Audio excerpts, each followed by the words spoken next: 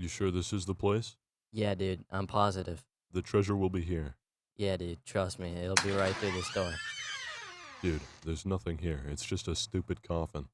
Maybe the treasure's inside the coffin. Oh, smart, bro. Hello dudes, I'm console.log, and I've been asleep for 2 millennia. Thankfully though, I tend to program in my sleep, so now that I've been awoken by these two nice gentlemen, let me go through all the changes I've made to my game, and also some changes to my own life that may impact the game. What kind of name is console.log? Anyways, to start off with, probably the first change you'll notice is the background. It's no longer a plain blue background. I made some background images to go over the sky, and most of them are a little bit different, except for the plains and jungle ones for no reason in particular. These aren't final and will probably be changed later. The second and probably largest gameplay change is the caves. Instead of old world generation where caves are these blobs underground, I actually implemented the Perlin noise caves I mentioned briefly in the last video.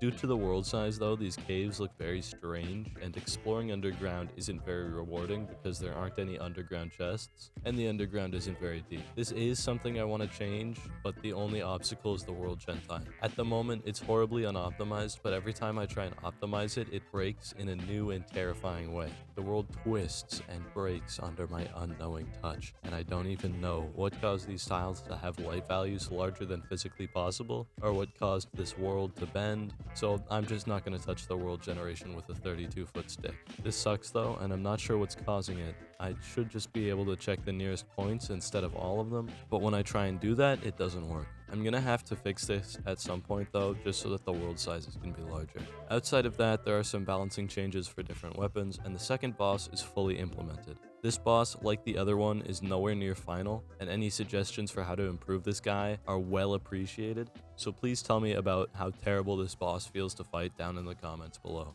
I've also added a second stage to the corrupted automaton data list. It's not very complicated, but it should make the boss a little bit more fun to fight. The next bosses will have random stages, so they should feel more dynamic, but other than that, I just don't know myself how to make these bosses any better, which is why your suggestions are vital to this game.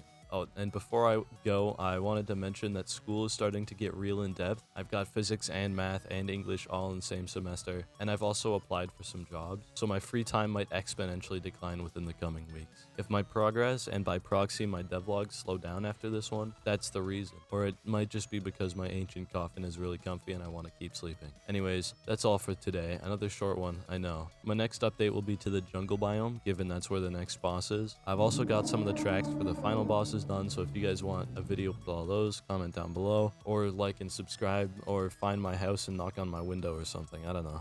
The last one's probably the most effective. Before you do though, you should take another shower.